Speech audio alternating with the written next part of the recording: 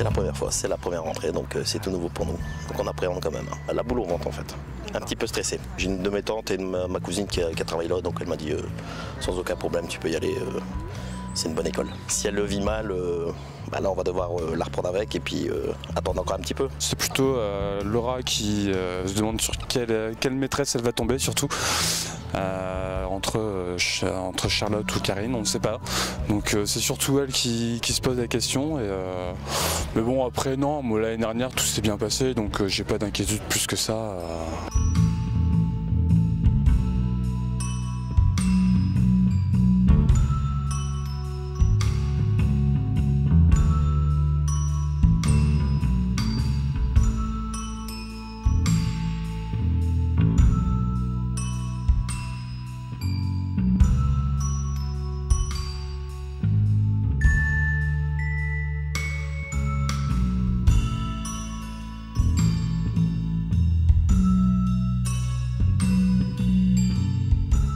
Tous les matins, quand vous allez rentrer dans la classe, je vais vous faire un petit bisou.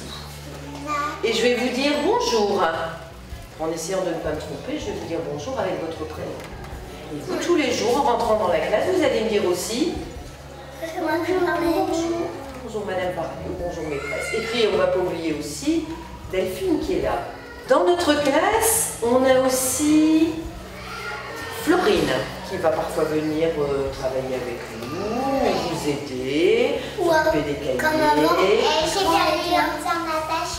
Tout d'abord, en ce jour de rentrée, au nom du maire et de la municipalité, je voudrais souhaiter une excellente rentrée aux enfants tout d'abord, évidemment, aux enseignants également, et puis également aux parents d'élèves, puisque nous sommes ici très attachés à cette notion de communauté éducative. Alors, ça a été dit, effectivement, un chiffre pourrait résumer finalement notre ambition pour nos écoles, c'est que depuis l'année dernière, eh bien, le budget de l'éducation est le premier budget dans le budget municipal. Je pense que ça traduit assez bien et très fortement même l'ambition qui est la nôtre. Alors effectivement, en 2014, l'idée a été de revisiter l'ensemble du patrimoine roncois en matière scolaire et de l'adapter effectivement aux normes démographiques. Le rôle des élus, c'est aussi évidemment veiller aux équilibres démographiques et de veiller aux conséquences de ces équilibres démographiques. Et de ce point de vue-là, effectivement,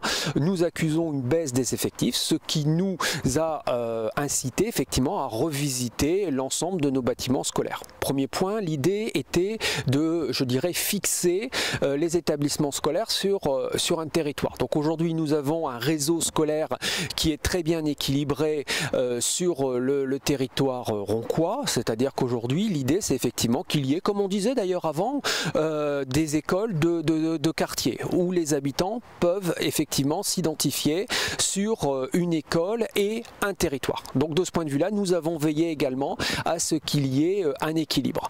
Deuxième idée qui nous a accompagnés pour cette visitation, on va dire, du patrimoine scolaire, eh bien c'est précisément, je dirais, la possibilité aussi de se garder des réserves pour l'avenir. C'est-à-dire que nous ne connaissons pas pour les 10 ans à venir l'état de la démographie, hein, et donc de ce point de vue-là, on a laissé, si j'ose dire, des portes d'entrée dans les écoles, c'est-à-dire que nous sommes en capacité aujourd'hui d'augmenter les capacités d'accueil en fonction de la démographie. Et puis, troisième élément que je souhaite ici donner, c'est que nous travaillons en étroite relation avec l'inspecteur de l'éducation nationale pour notre circonscription, ce qui est effectivement très important puisque les choix sont validés par l'éducation nationale et nous avons des rencontres très régulières, ce qui nous permet effectivement d'harmoniser nos points de vue et puis nos objectifs respectifs. Dans le cas des classes transplantées, j'ai souhaité effectivement,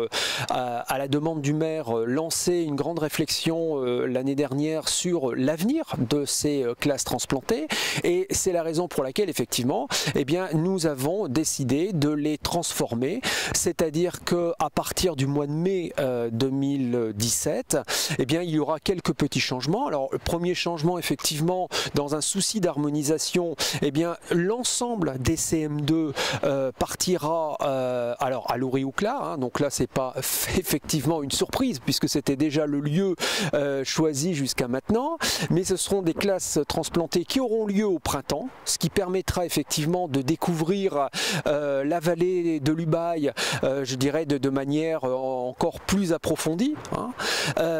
Deuxième élément, c'est qu'effectivement nous avons fixé avec les enseignants des objectifs pour ces classes transplantées, c'est le développement durable, c'est la rencontre autour d'acteurs locaux, montagnards, et puis c'est également toute une réflexion effectivement sur les migrations, puisque la vallée de l'Ubaye est un haut lieu des migrations. Je pense que dans le contexte national et international, c'est aussi important que les enfants puissent réfléchir à ces questions de transfert de population. Donc ces classes transplantées, eh bien, je dirais, continuent, mais j'ai souhaité également qu'il puisse y avoir une sorte de relecture du projet pédagogique qui les accompagne, et c'est la raison pour laquelle dès le mois de septembre les enseignants qui partiront pourront bâtir un projet pédagogique autour de ces classes transplantées.